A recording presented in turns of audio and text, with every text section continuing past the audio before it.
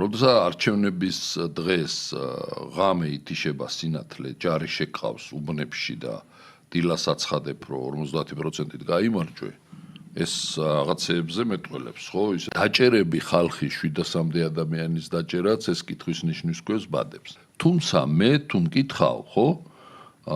ორმაგი სტანდარტი მსოფლიოში არ უნდა არსებობდეს.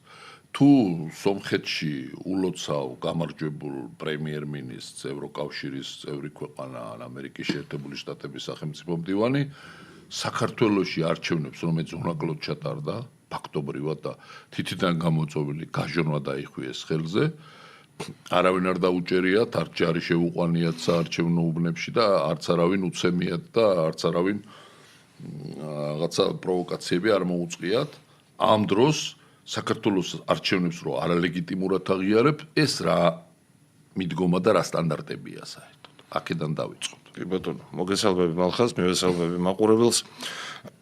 სომხეთში მნიშვნელოვანი არჩევნები იყო.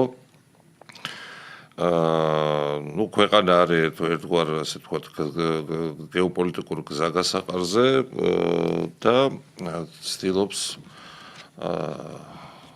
პოსტ-ომის სინდრომია ქვეყანაში, იმიტომ რომ ახლა ნებისმიერი ხალხისთვის ამ მასშტაბის ომი, რა თქმა უნდა, სტრესია, სერიოზული შოკია, ფსიქოლოგიური, ემოციური და ქვეყანა ცდილობს ამას ეს გადალახოს.